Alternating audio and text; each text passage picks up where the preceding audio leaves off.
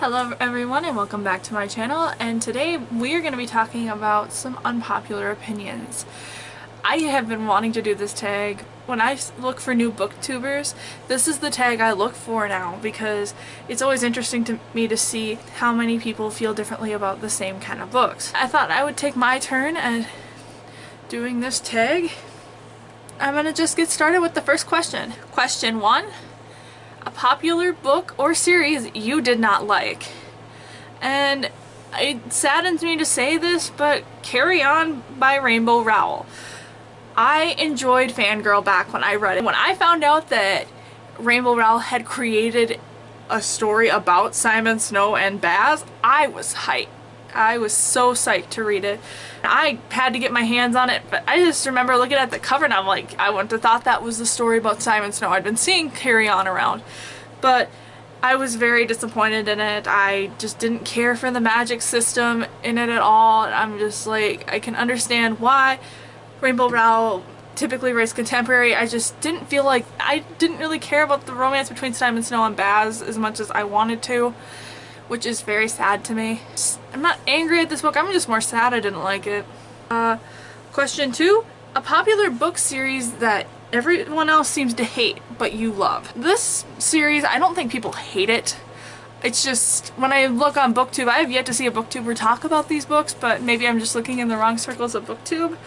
This is really the closest I could come to this answer, and honestly that is the Mercyverse books, the Mercy Thompson series and the Alpha and Omega series by Patricia Briggs. This is my favorite series. I give credit to Twilight for getting me to start reading, but these series are what have kept me reading. And honestly, I don't really blame the fact that people don't really know about the series because, I mean, the Mercy Thompson series alone is like at least 10 books now.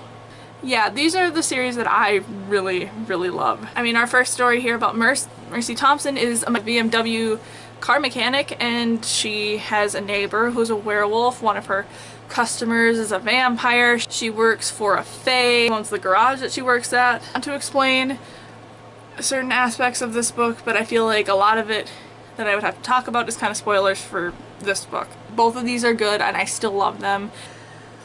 Question 3. A love triangle where you felt the main character ended up with the wrong person, or an OTP you do not like. I know that this is kind of a very popular answer for this tag, but I've recently read this series and I can't help but agree. You don't need me to say anything. It is the Shadow and Bone series by Leigh Bardugo, and yes, it is kind of the popular choice, but not a lot of people like the guy who Alina does end up with, and honestly I kind of have to agree. I know this is a very popular answer, but I couldn't think of anything else where my feelings were as strong as this one. Question 4. A popular book genre you typically don't reach for. And this is gonna sound weird if you've seen my recent book haul, but that is contemporary. I typically don't reach for contemporary. Typically the only contemporary I like to read are usually the ones that revolve around that usually have something to do with fandom culture. Otherwise, I have no interest in any of these contemporary books. There are a ton of good ones. I mean, there are some exceptions, like I loved Aristotle and Dante Discovered the Secrets of the Universe. This is typically not my genre. There are probably a ton of good stories in contemporary, but books for me are an escape, and there are times that I feel like contemporary is almost a little too close to home for me. Question 5.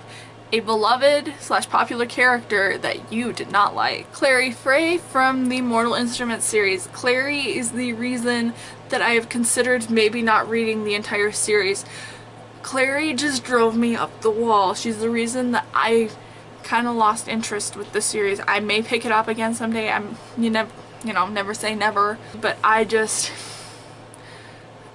Clary just did something that made me so mad in City of Glass where I had to slam the book and walk away from it. I was so mad.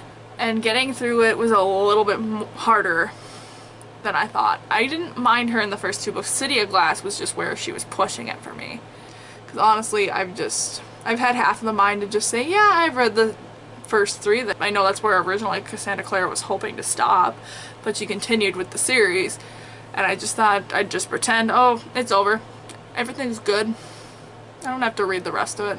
Question 6. A popular author that you can't seem to get into. And that for me is John Green. I know John Green is very popular. I've tried reading, I think, one of his books, I think Paper Towns. I read Paper Towns a couple years ago. Like I said, I'm not a contemporary reader. I can't really think of too many fantasy authors that I'm not really interested in. A lot of the authors that I've tried to read for fantasy, I am more than willing to give them another chance. But I can't say the same for John Green. I know he's well liked on YouTube, but his books are just, they're not for me.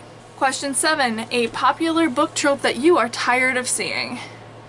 A lot of the tropes that I actually don't like have actually kind of died down a little bit with some of the books that I've been reading recently. Like The Chosen One, love triangles. I haven't really run into a book that has had them recently. But it's kind of weird that actually my answer for this question is actually a trope that I really like, but I feel like it is showing up in way too many books, and I'm afraid I'm gonna start getting tired of it. When I read Children of Blood and Bone, I enjoyed this book. I really liked it, but there was just one part of it that kind of, I was like, oh, we're doing this again. And that is Mind-Linked Mates, where the couple has like a psychic connection to kind of show how into it they are. A lot of my favorite series have this trope. My favorite couples, my favorite OTPs have this trope. I see why authors use it, but I could probably name you at least 10 books, more than 10 books on this shelf that have this trope. My favorite books have this trope, but I am just afraid that it is going to start getting over.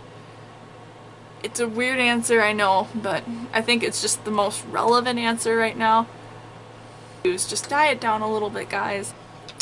Question 8. A popular book or series that you have no interest in reading. I honestly was almost gonna say Red Queen, kind of considering maybe reading it, maybe. But I know there's one series I know I will have no interest in whatsoever, and that is the Selection series. Like, people will say when they read the Selection series, they're like, oh, it's like The Bachelor. I don't like The Bachelor normally, so why would I want to read a book that's like The Bachelor? But yeah, just not my thing. And question 9. The saying goes, the book is better than the movie. But what movie or TV show did you enjoy more than the book? I actually have a couple of books here, and that's actually kind of weird for me to say for this question. There are just a couple of examples where I thought the movie at least had a little bit more charm to it than the book did.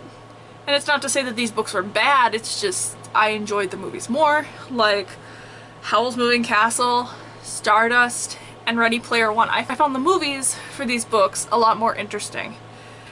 I think the most controversial one that I know people are probably going to get mad at me for is I enjoyed Harry Potter and the Order of the Phoenix movie more than I enjoyed the book.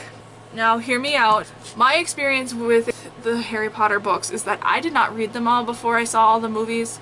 I think I kind of started to lose interest in the series around the time that movie 4 came out, so I wasn't always reading the books before I went to see the movies. Order of the Phoenix was actually one of my favorites of the movies, and I decided a couple years after the movies were done, I decided I was going to reread the entire series.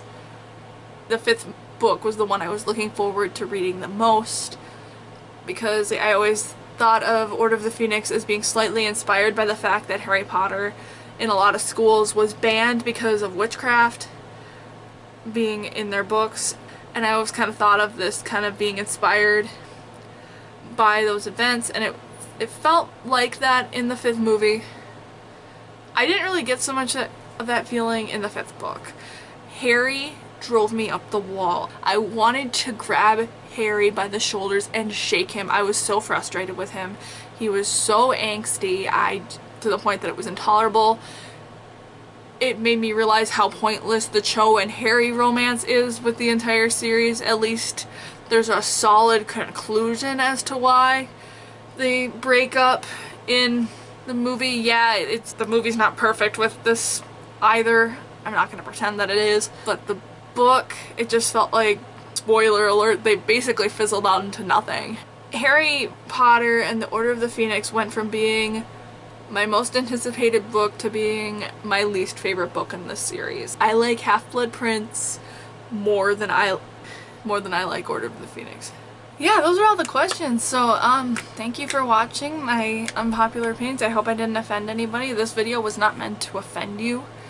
These were just my opinions. I hope you enjoyed this video, and thank you so much for watching, and I will see you in my next video.